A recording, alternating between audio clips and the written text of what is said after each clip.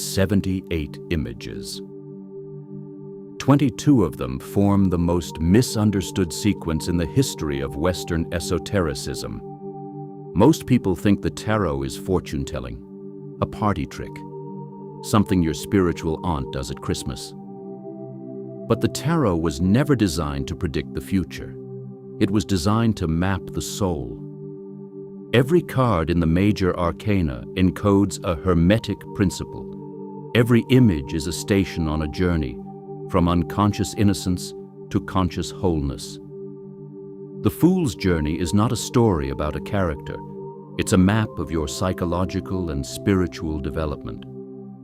And the tradition that built it is the same one we've been tracing since video 1. Today, we decode the tarot, not as divination, as Hermetic philosophy made visible. The tarot first appeared in 15th century Italy, not as an occult tool, but as a card game for the aristocracy. The original decks were hand-painted works of art, commissioned by noble families. They were called trionfi, triumphs, and the images on the cards drew from Christian allegory, classical mythology, and Renaissance philosophy. For 300 years, that's all they were, playing cards. The transformation happened in the late 18th century, when a French occultist named Antoine Coeur de Gébelin published a radical claim: the tarot was not Italian at all. It was Egyptian. It was the remnant of the lost book of Thoth, the god of wisdom from our Hermeticism video. And the images encoded ancient initiatic knowledge. Was this historically accurate? Almost certainly not. But it didn't matter. Because what happened next changed the tarot forever.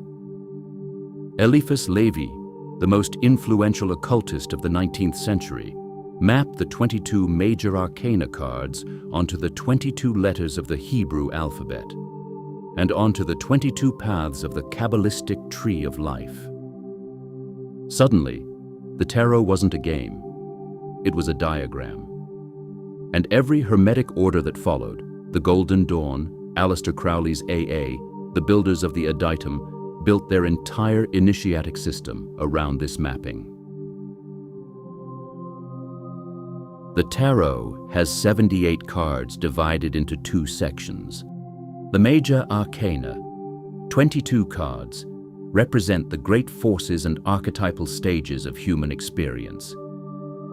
The Fool, the Magician, the High Priestess, the Empress, the Emperor, and onward through death, the Tower, the Star, the Moon, the Sun, and finally the World.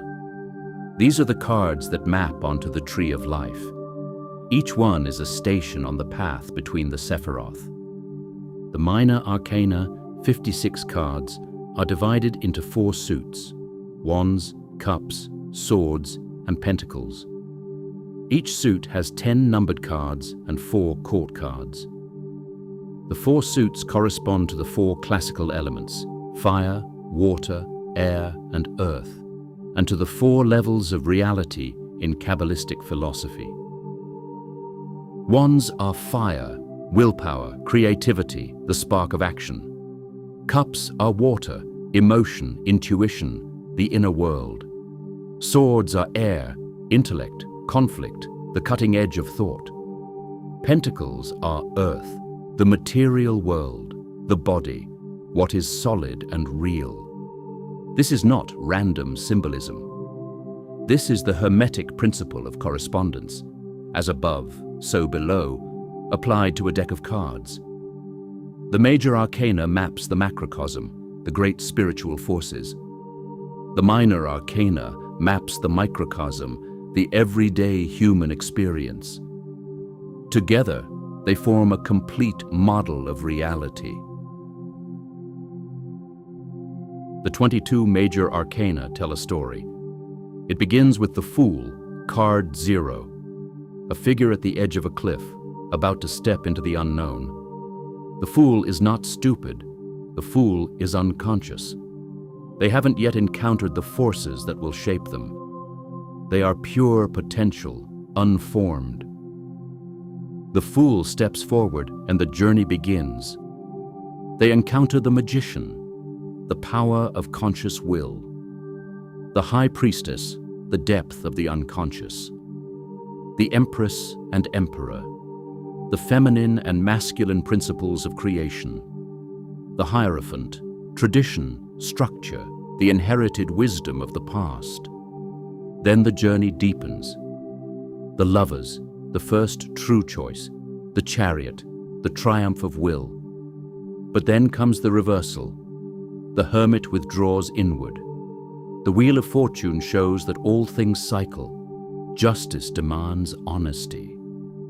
And the hanged man asks the fool to surrender, to see the world from a completely different perspective. And then death. Card 13, not the end. The alchemical stage of nigredo, the dissolution of the old self. Everything the fool believed they were falls away. This is the dark night of the soul. After death, the rebuilding begins. Temperance, the careful recombination of elements, the alchemical albedo. The devil, the confrontation with what still binds you. The tower, the destruction of false structures, sudden and total. And then the final sequence, the star, the moon, the sun, a progression from hope through confusion to clarity. The journey ends with the world, card 21. The fool, now transformed, stands at the center of a mandala. The four elements surround them. The journey is complete. But the card is numbered 21, not 22. The fool, card 0, stands outside the sequence, ready to begin again. The Golden Dawn's great contribution was mapping the Major Arcana onto the Tree of Life. Each of the 22 cards corresponds to one of the 22 paths connecting the 10 Sephiroth. The Fool sits on the highest path, connecting Kether, the divine source, to Chokmah, the first emanation of wisdom. The world sits at the lowest, completing the descent into manifestation. This means that every tarot reading, whether you know it or not, is a reading of the Tree of Life. The cards you draw don't predict events. They locate you on the map. They show you which path you're walking, which forces are active, and what the tradition says lies ahead. This is why the Hermetic initiates took the tarot so seriously. It wasn't fortune-telling. It was self-knowledge. The cards were mirrors, reflecting back the patterns of the psyche, the same patterns Jung would later call archetypes. The Fool is the ego before individuation. The magician is the conscious will. The high priestess is the unconscious. The tower is the crisis that breaks the persona. The tarot and Jungian psychology arrived at the same map from opposite directions.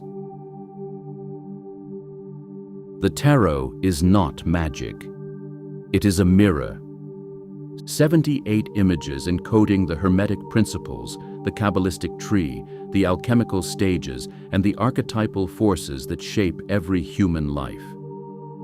It is, perhaps, the most sophisticated symbolic system the Western tradition ever produced, and the most misunderstood. The next time you see a tarot deck, look past the fortune-telling. Look past the Instagram aesthetics. Look at the structure, the 4 elements, the 22 paths. The Fool stepping into the unknown, and the world waiting at the end of the journey. It's the same map we've been tracing on this channel from the beginning, just encoded differently. Next week, we return to the Kabbalah Pratica playlist, building on the middle pillar exercise from video 6 with a deeper exploration of the Sephiroth and the practice of pathworking. We've activated the centers.